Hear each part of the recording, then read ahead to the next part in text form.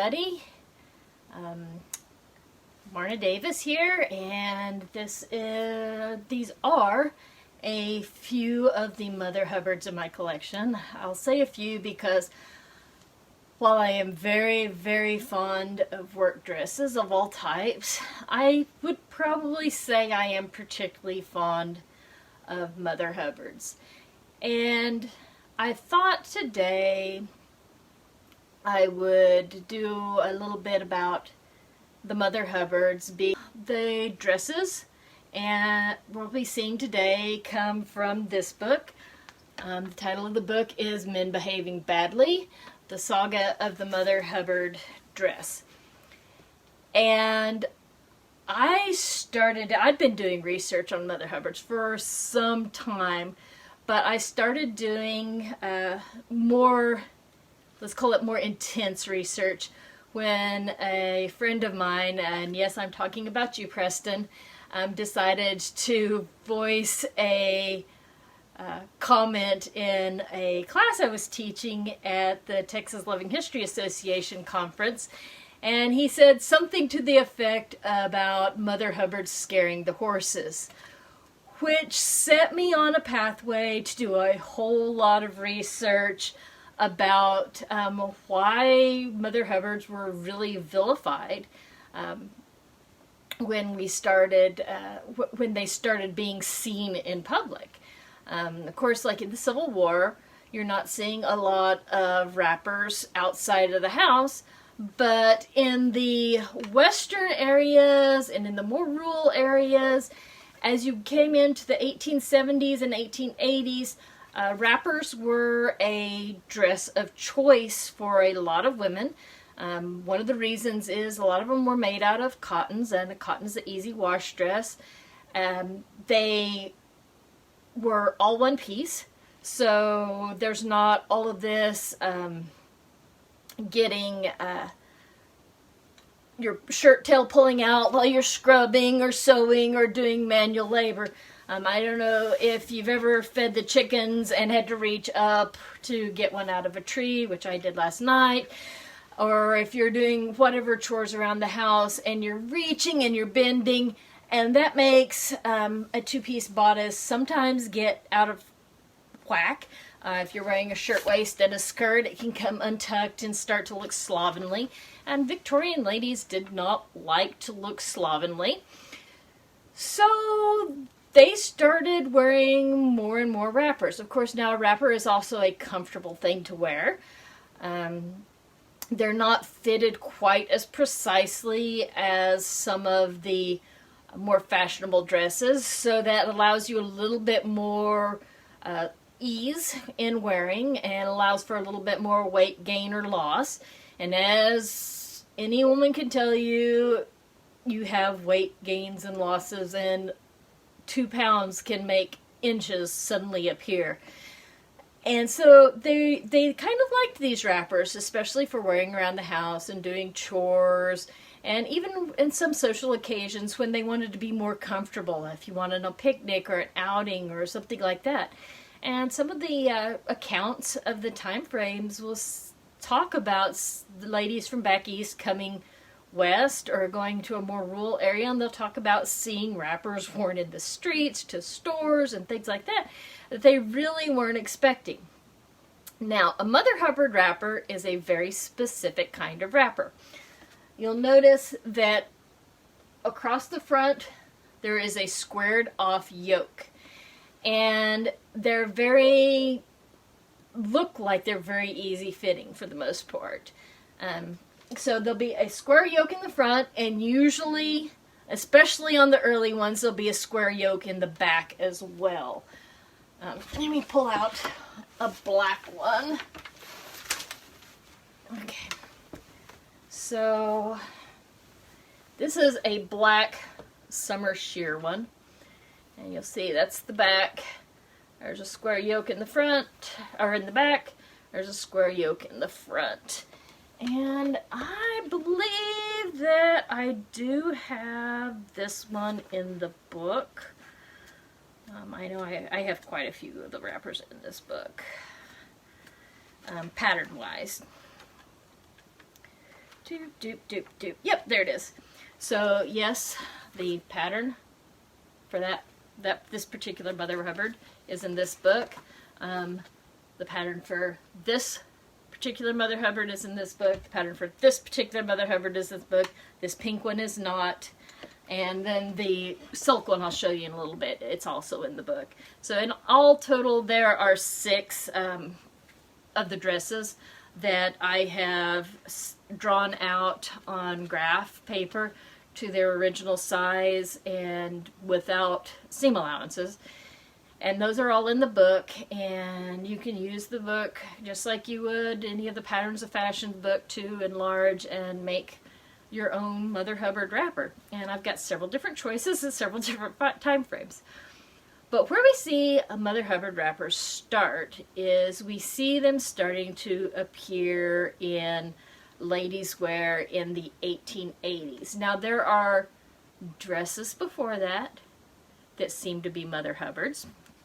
And while they are kind of Mother Hubbard-ish, and the Hawaiian dresses are going to be one of the ones that are very Mother Hubbard-ish, but the fashion of women actually wearing the Mother Hubbard dresses probably starts with the artistic movement and the aesthetic movement, and the lady by the name of Kate Greenaway.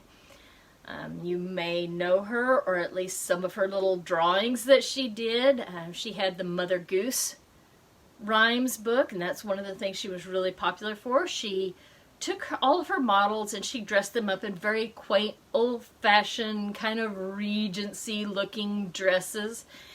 And so you first start seeing what we call a Greenaway dress in little girls' clothing and little boys' clothing in children's dresses. And pretty soon it starts being called the Mother Hubbard dress because after her Mother Goose book that she did. And so you start seeing these Mother Hubbard dresses being worn in the very early 80s. And it's about 1882, 83, 84 when things really take off. And you can read more about the whole process of how it took off and how people objected to them and why some of the men started thinking, I'll tell you about the men here in a little while, why some of the men started thinking that they were really bad things. And let's talk about the men. So the name of my book is titled Men Behaving Badly. And there's a reason for that. Because when I started studying the Mother Hubbard dresses, the first thing I noticed was it wasn't the women that were having a conniption fit and very unhappy about them being worn in public. It was the men. And the more accounts that I read in newspapers, the more accounts I noticed it was men who had never seen anything like that before in their lives, except in a woman's nightgown or a woman's dressing gown. Well, now, the men automatically translate a woman in a Mother Hubbard style wrapper out on the streets in her dressing gown into a lady of the evening. It's their natural jump of their way of thinking. And as a result, they accosted a few ladies that they really shouldn't have been accosting. So then they started making excuses.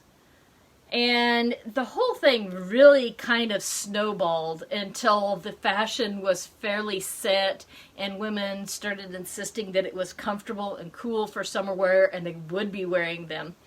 So you can read more about that in the book. But the whole idea of Mother Hubbards being inappropriate came from men thinking the only time they had seen a dress like that was in somebody's bedroom. So, I'm going to show you a little bit more detail on some of the Mother Hubbard dresses. Shall we start with the red one? Let's see if I'll come over here. Alright. So, this is one of my favorite. This is probably one of my favorite dresses in the collection. It's a fairly early acquisition for me. And I really, really like this really bright red color, this turkey red. Red was a color that washed well. So you see a lot of, I won't say a lot, but you see work dresses being made in reds because they washed and wore well. This one has been worn quite a bit. Let's see. I'm going to get my camera a little closer and we're going to hope that it will play nice with the focus. Okay.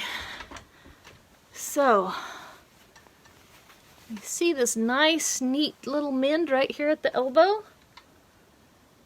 It's got wear on both elbows. And you can see where it's gotten wear there, and it's had a piece set underneath there, and there's been stitching trying to kind of hold the fibers down in place where this is pulled out. This particular Mother Hubbard is what we call a princess back Mother Hubbard. I'm going to turn it around and move it back just a little bit. So, it has a princess back, which means we see the seams that come in here and make this fitted. This was one of the options that ladies would go for if they wanted their Mother Hubbards to be a little less loose. I'll tell you from experience in wearing Mother Hubbards that the ones that are loose have nice air movement underneath and they can be a lot cooler. So they can be really comfortable. This is a very wide width of fabric that is compressed into this small area. You'll see there's another little hole in it right there. And this dress has actually seen quite a bit of wear. There's the hem. You'll notice it's machine stitched hem. And this one is a self hem that is just folded up. Sometimes you see on the wrapper, sometimes you'll see a wide hem folded up. Sometimes you see a false hem. I tend to like to use scrap fabric and make a hem myself. I think it wears better and I think it holds the dress out better, but you see wrappers done both ways. Turning it back around, you see buttons down the yoke, and then you'll see this one has been sewn up. She decided she didn't want buttons all the way down the front, and that's actually open to, well, originally it would have been open to right about there. Some of the stitches have pulled. And it is just very simply, that's the selvage edge. That's the selvage edge of the fabric, and it's turned back. Bring that up. See if you can see it. It's turned back and whipped down. And underneath this wrapper, it has a fitted lining.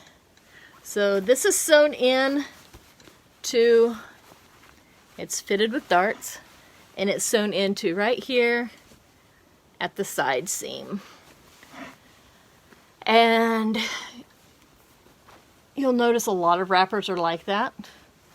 It just kind of overlaps. They'll have a fitted bodice that's about waist length in there, and then they're just worn over whatever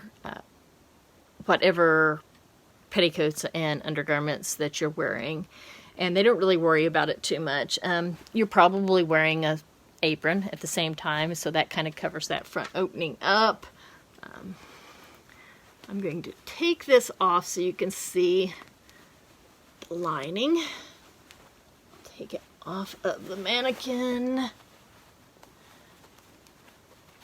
Try to take it off the mannequin really carefully so you can see the things that have been done in the lining. Oopsie, there we go. Alright. So, looking at the lining, they had enough fabric to line part of it with self fabric. Part of the fabric looks to be, it's probably a sugar sack. It's pretty fine, pretty finely woven, but not great quality fabric. So the side back and the underarm piece are both lined with a self-lining of the fabric itself, the fashion fabric. And you'll notice down at the bottom, they're not hemmed at all. The fronts are hemmed. They get a little bit more handling. Not all the fronts you see will be lined or will be hemmed. And it's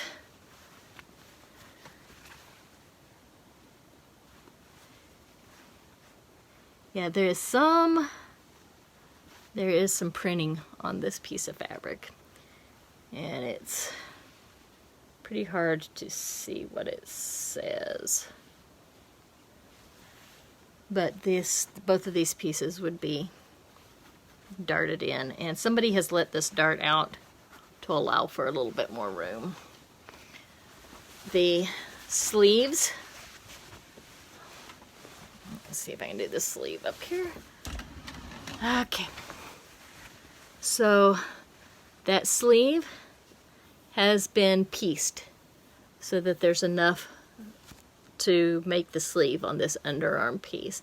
And from the way it looks, it may have worn out. She may have sweated this piece out because this looks to be a little bit newer than the piece above it. Very hard to see. You can see it's just slightly different color. This one looks like it's had a little bit more wash than this underarm piece. So this piece may have been set back in later. So this is the red one is a Mother Hubbard with a princess back. And that one is a late 1880s Mother Hubbard. The black one, let's bring that one over here. And then move my camera back just a little bit again. Sorry about this. My lights aren't necessarily agreeing with my camera. So this is, I believe this is a cotton and a sateen weave. It appears to be. And I believe this is a 1890s. It could possibly be early 1900s, but I really think this is 1890s. One of the interesting things about this one is the cuffs on it are single layer. So you know how usually when you make a cuff you take 2 layers and then the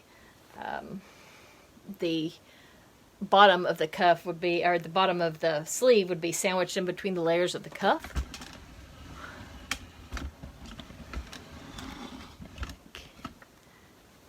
I hope that dragging noise is not making people crazy when I pull the camera forward or back.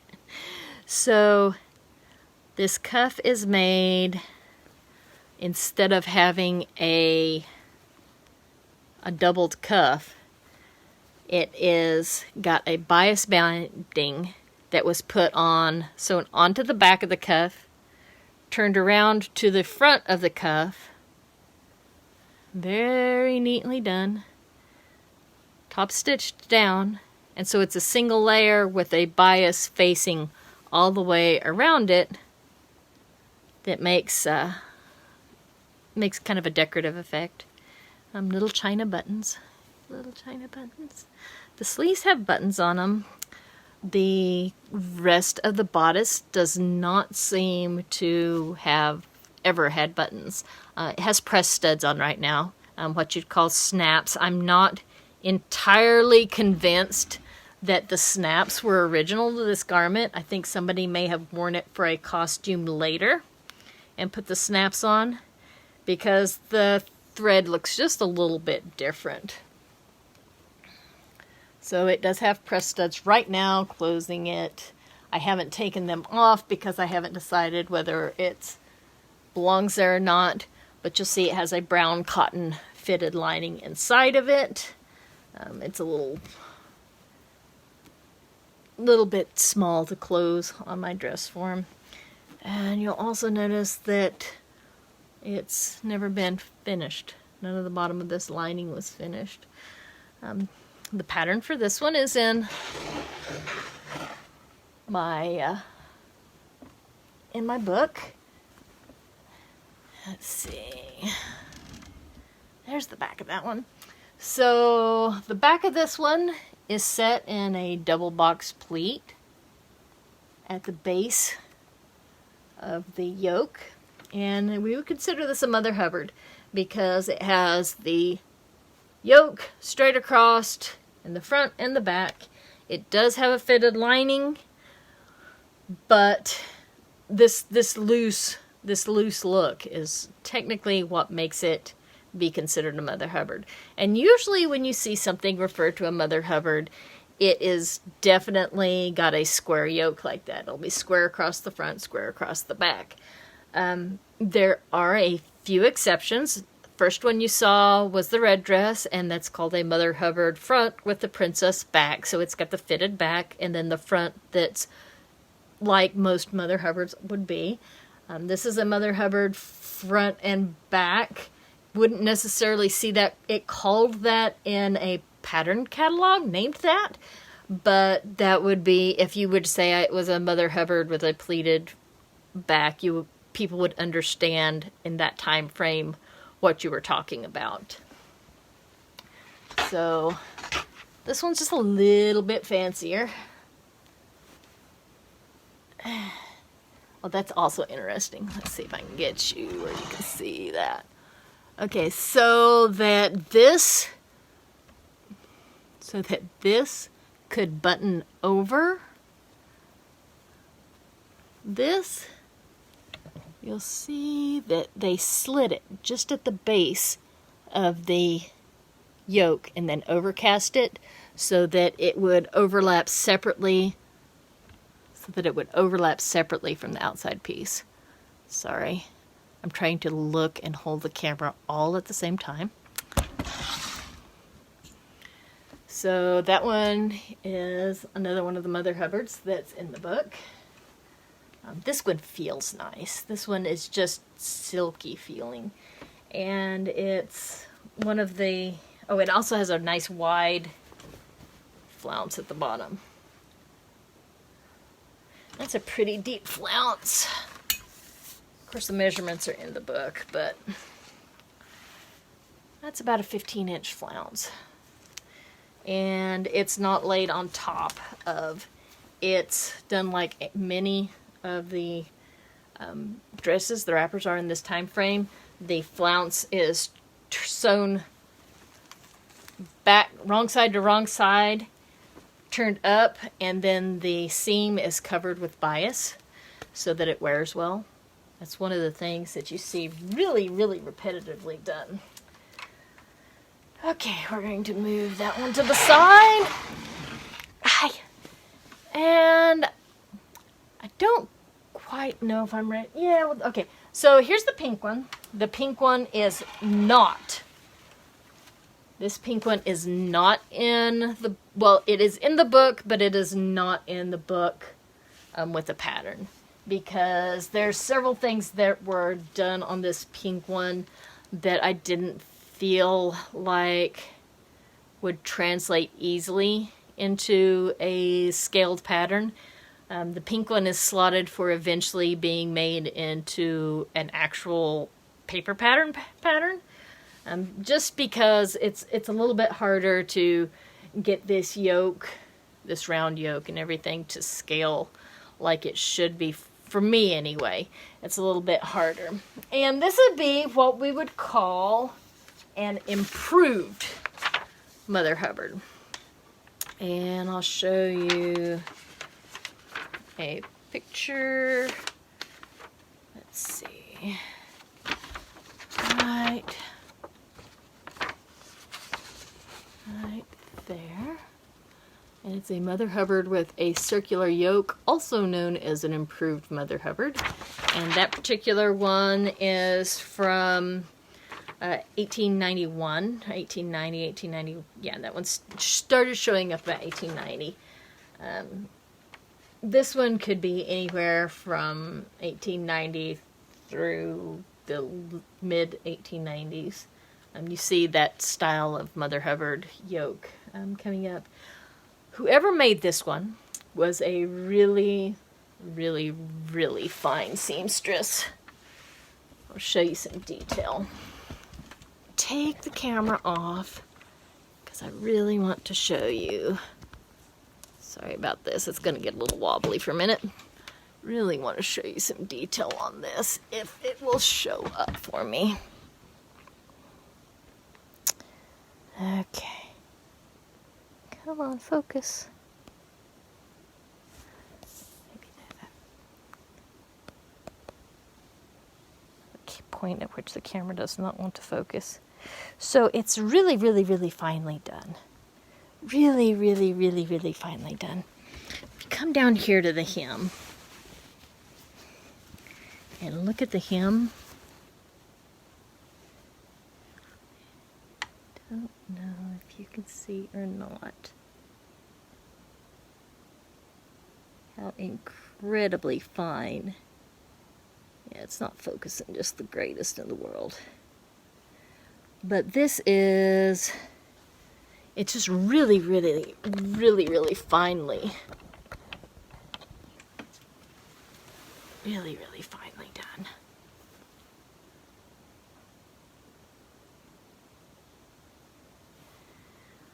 I'm not even sure how many stitches per inch that would be. Well, in a quarter of an inch, I can count 4 stitches. So, and that's little overcast, little whip stitches. So it's beautifully, beautifully done. It's finely done. It's got a different sleeve on it. And let's see, back out.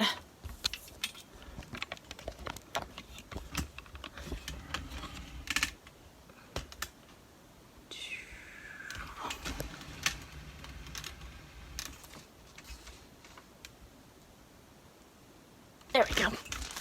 Okay, so it's got a little bit different sleeve on it than some of the other dresses.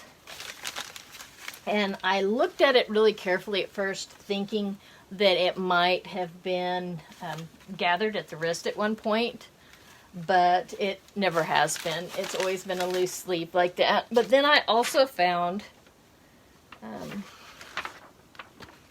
kind of similar sleeve that kind of bells out like that in the same Buttrick catalog. So I think it was made like that. I think that's how they intended it to be. I think this is probably a summer dress for at home. It's done beautifully. Very, very beautifully. It was made to wear. Well, it has, underneath the arm here, it has reinforcements under here, so you can tell that they were ready for it to be worn fairly hard. And it also has a little pocket right here. That's, I think it's probably either for watches or a handkerchief. It may be for an invalid. It may be for a nicer lady. The lace is original to the dress. A lot of times I'll get a dress that it's had lace tacked on it and it's not original. But this one is original lace to the dress. It's a really, really pretty dress. It's also pink, which is not something that I see a lot of. Just don't see it a whole lot. But this one is finely done. It's fairly small, but I don't think it's so short that it couldn't be an adult lady's dress. I think that it could be I think it's an adult lady's dress. It also does not, all of the buttons, or you can't see it. It also does not have a lining, and you'll see that the yoke is, the edge of this is sandwiched in between the layers of the yoke. It's got 2 layers of yoke, but both of them are turned to the outside. Whoever did this did a good job of it, and it's a really very lovely little dress. When I got this dress, scoot you back out so you can see the whole thing. So it's straight all the way down to the bottom. The pattern for this one is in the book. So this is a silk crepe gauze. Very crepey, very crinkly, very gauzy. When it arrived to be added to my collection, it reeked. We're not talking just a little bit of reek. It smelt like mold and all the imaginable horrors of a dress that has been left in the barn for years. It was filthy, dirty. It was very smelly. My first few attempts at trying to de-smell it did not succeed. So I did something to this dress that I don't think I have done to any of my other dresses. This dress actually got a bath.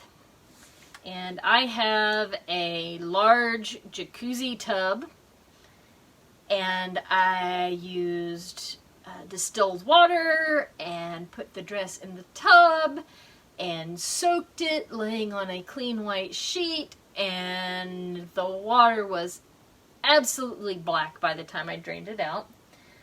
But by the time I'd gone through about the 3rd rinse, very carefully, it no longer smelled, and it was a whole lot brighter, and I felt better about putting it in the closet with the rest of my dresses. So one of the main reasons that it ended up getting washed was because I was afraid that it would cause problems. As smelly and dirty and horrible as it was, I was afraid it would cause problems with some of my other dresses, and I was afraid it would cause problems with my allergies. And it really is a nice example of a very fancy Mother Hubbard. So I think this Mother Hubbard was done probably maybe late 80s, early 90s. I'm kind of guessing around 1893, because it's got a fairly full sleeve. You don't really notice how full the sleeve is. Turn around. Be nice. So you don't really notice how full the sleeve is when it's hanging there, but it's really a fairly full sleeve. The sleeve is not lined. It has silk velvet yokes. Beautiful braided trimming. And inside, a cotton twill lining that has been pinked, and this appears to be done with pinking shears, which kind of makes me think it's about 1893-94, because that's when the pinking shears were fairly new and popular. You'll notice that it has all the pieces of a normal 1880s, 1890s bodice in the yoke. So there's the back, there's the side back, there's the underarm, and there's the front. So it has all of the pieces there. There is just not a lot of finish work done on it. I don't know if you can see how sheer that is. I can see the camera through it from this side. You might, yeah, can you see? Yeah, you can see. Can you see my shirt through? So you can see how sheer it is. It's very crinkly. And it was like this before I washed it. I've actually got a fitted bodice that's done out of this same fabric that's all lined, and it's one of those tail bodices. It's got the really long tail on it. It's this exact fabric in a different color pathway. Instead of having the really dark fronds, it's got a brownish coppery colored frond for the leaf, but it's this same fabric. So across the back, instead of putting that in gathers, you see it's pleated in, set into pleats. It makes it flow a little bit neater. I'd consider this a tea gown instead of necessarily a wrapper to be doing housework in, where most of the others are kind of everyday. It has cuffs of velvet that you can see where it's coming loose. It's been backed with a firm cotton like they use for lining on dresses from this time frame, and they are put on just turned over the edge and then basted down, so no front seam. A little bit of a opening there. This is pretty common on 1880s and 1890s wrapper, this little opening. And if it's not this deep, sometimes it's just a slit, but that lets you push the sleeve up a little bit if you need to out of your way. It's fashionable, but it's also practical. So it'll fall down and it looks like a very closed cuff, and then you can push it up further on your arm if you need to kind of get it out of the way. So that's a really pretty one. So this pattern is found in the book, and it's actually the first one. So there it is. There's its pattern. So you get a pretty good amount of. This is the book I sell in my Etsy shop. That's the one. It's got 6 total patterns of different Mother Hubbard dresses. The oldest, it's got 1880s through about a 1905, I think, is the latest dress in there. So it's got Edwardian and Victorian both dresses in there. So I'm going to show you some of my pictures of ladies in Mother Hubbards, because people say, oh, you never see people in Mother Hubbard dresses. So fun, isn't it? Let me see if I can get really good close-ups of my pores between. Yay.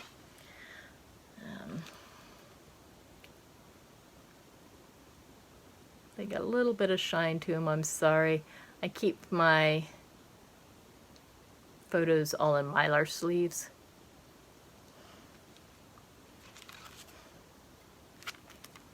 And this is 1880s. This is definitely 1880s.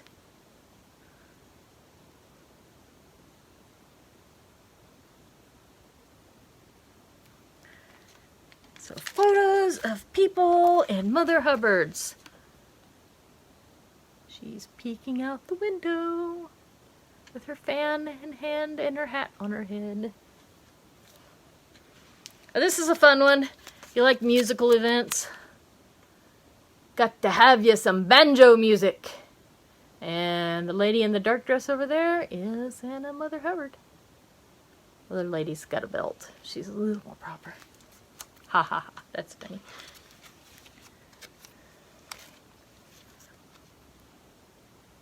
That one pretty?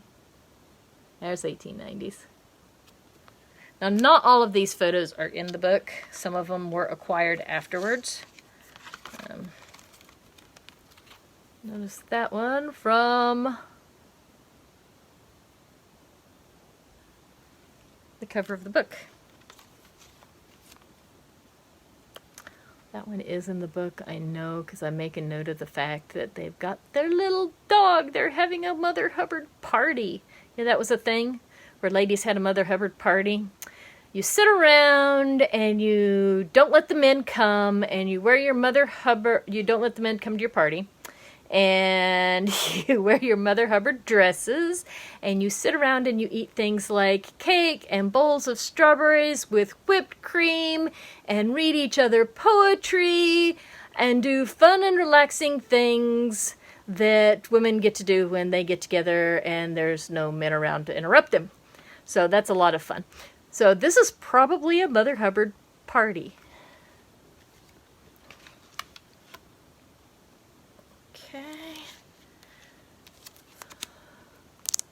Little gal, let's see if I can get it. There you go.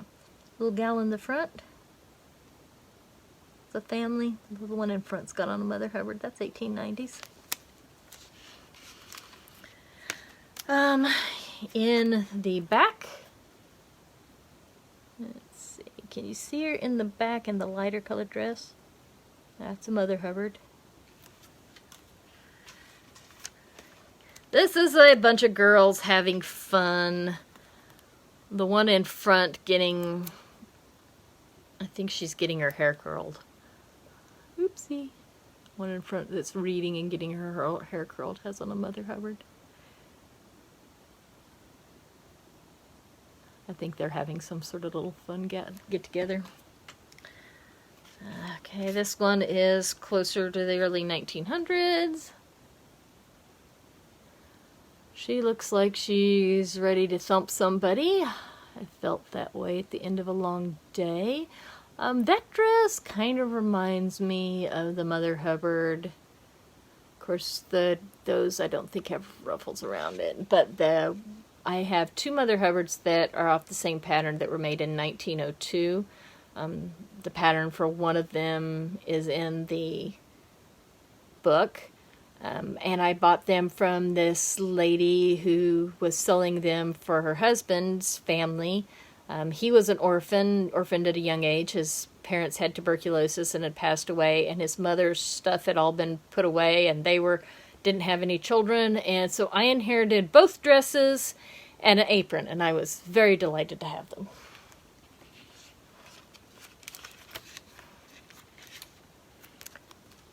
There's Granny and her Mother Hubbard in the 1890s. Here's the girls in the back. Mother Hubbards are no longer the screaming edge of fashion as they were in the 1880s, and a way to show your rebellion.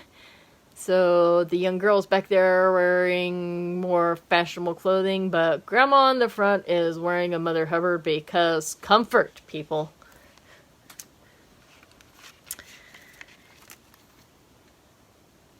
Okay, there's a lot of photos of people wearing Mother Hubbards that I do not think are pregnant.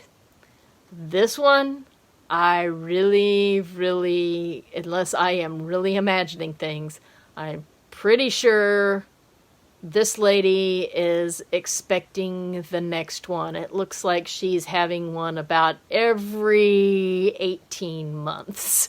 So I think she's probably getting ready to have her next one pretty soon. And so that's some of the images out of my Mother Hubbard image library. Would you like to see a couple of dresses that aren't in the book? A couple of my Mother Hubbard dresses? I pulled two more out that were from the 1880s. These two are not, okay, mind you, these two are not in the book. One of them I think was probably a teenager's dress, and the other one is a Mother Hubbard done in a very nice summery fabric. It's done in a barred cotton. I'll get the barred cotton one out first, as I throw things on the floor over here. Okay, so shall I put it on a mannequin? I'll let you see the fabric up close first. Isn't this fun fabric? I spotted a piece of fabric, it's not barred cotton like this, but I spotted a piece of fabric like this that's got the same kind of style to the print. I think I'm probably going to have a piece because it just really reminds me of this dress. So, hang on. Patience with me just a minute while I pull a mannequin over here. And we'll drop this one over so you can see it a little bit better.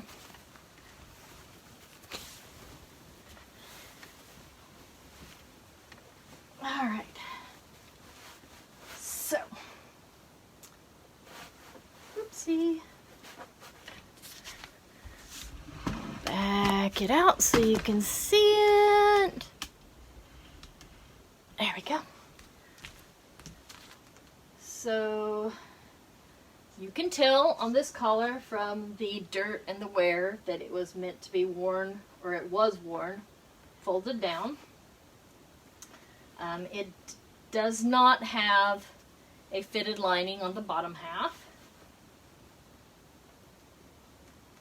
It buttons down to just below where the yoke starts. It's got very, very typical 1880s style sleeves. It's a two-piece sleeve. So there's an undersleeve and there's an oversleeve, but it's not got any fullness here at the top. It's just really a pretty average, typical 1880s style dress. But instead of leaving the back completely loose, they have gone in here, right here at the waistline, and they took a piece of the self fabric and put a band in the inside and then sheared that down and top stitched it to the band to gather this fabric in at the waist.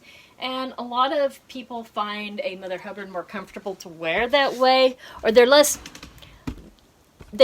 self-conscious, let's put it that way. It tends to make people feel a little bit less self-conscious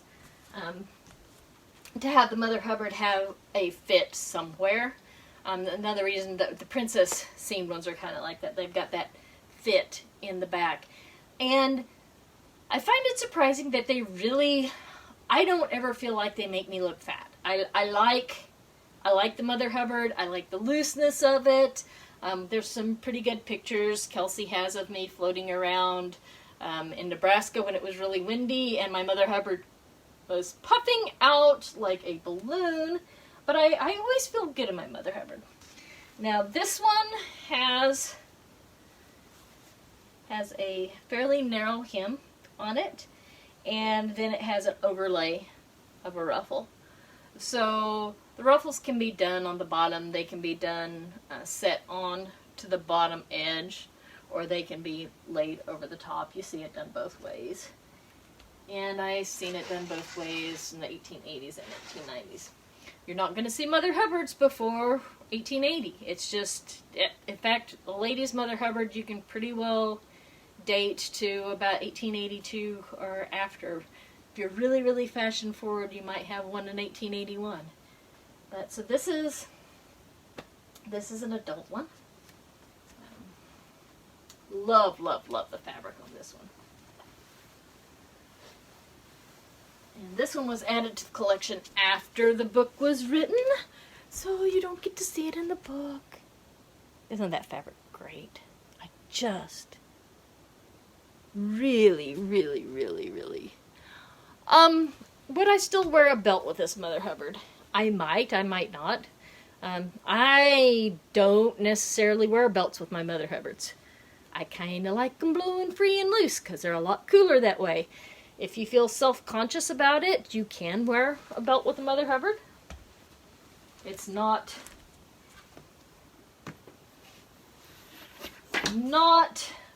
forbidden. Some ladies did not wear belts with their Mother Hubbard, partially probably as a form of rebellion. Oh yeah, you still wear all your underclothing with them. You don't, just because the dress is loose itself doesn't mean you don't wear all the underclothing. So I think this one is a teenager's dress. And I'm going to bring it up here so you can see the fact that the top is not the same fabric as the bottom. Now you get it back here and it kind of blends in together and it doesn't look so much like they're different fabrics. But the sleeve and the yoke are not the same as the skirt of this dress. And it's been pieced. You see? I'm not entirely sure if they had to make it longer. Maybe. Maybe they just didn't have enough fabric left over from something else. Maybe she grew. I'm not entirely sure. Maybe she decided that maybe it was a put together on a waistband and she wanted the new style of Mother Hubbard dress. But there's a seam line there. All the way around the middle. This very, very, very lightweight fabric. Very, very sheer.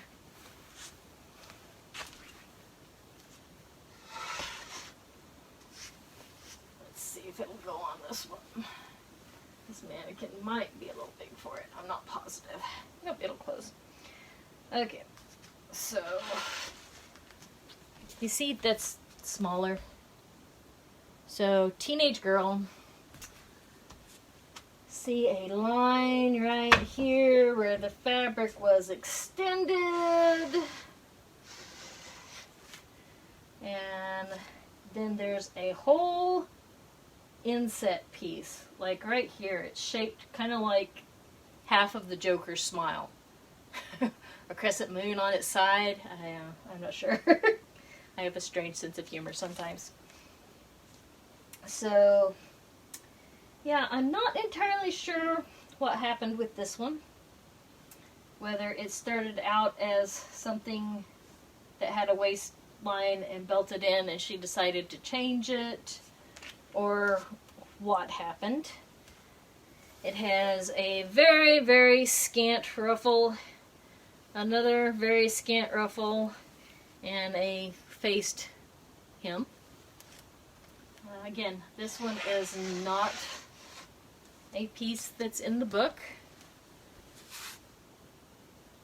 but it's a fun piece. Yeah, it's a fun little piece. I like the ruffles on it, and the ruffles come down past the cuff, so they extend. It's like they've made it a little bit longer by putting the ruffles down a little further. And so I'm not entirely sure that she didn't grow body-wise, and they decided the easiest way to make it longer, and because it was fashionable at this point now to wear the Mother Hubbards, I'm not so sure that they just didn't decide, okay, we're just going to open it all out and stick the skirt directly on it, and then it'll all be one piece. So it appears to have had some modifications that happened to it. So I think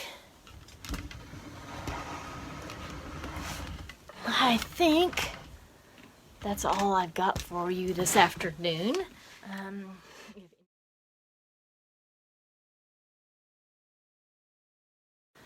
So, is the Mother Hubbard gown the same as a tea gown?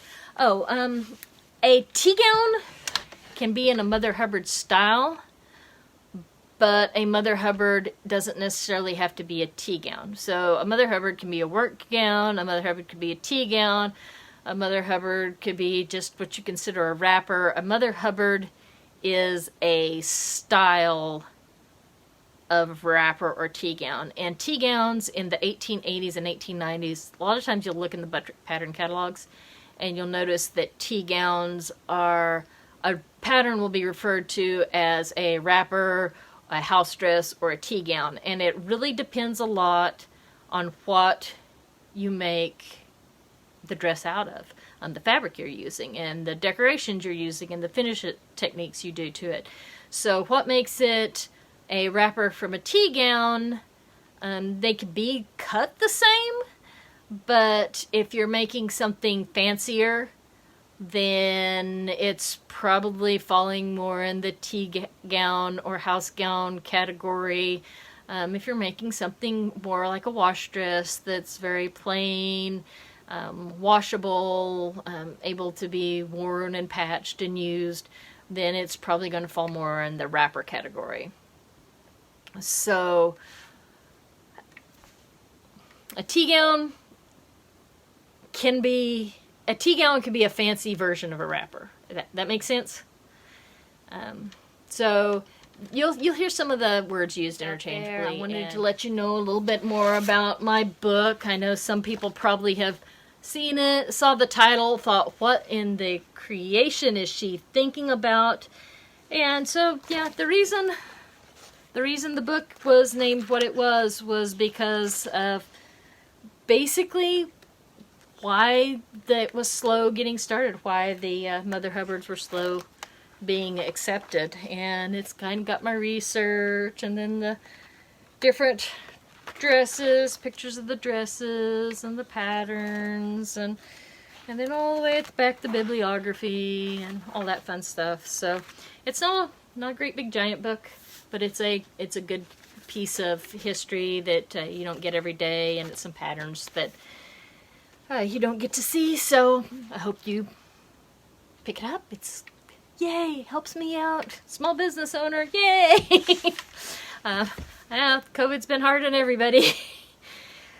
So I hope to see y'all. Don't forget to ask me questions. If there's something that I can show you at a future thing, leave me ideas. I would love to talk about things that people are interested in. So let me know what you're interested in and what's in my little specialty area. And I like work dresses, yay! So if there's something in my specialty area that I can help educate you on, let me know. Maybe we'll make it into one of these little chats, and I will see you guys later.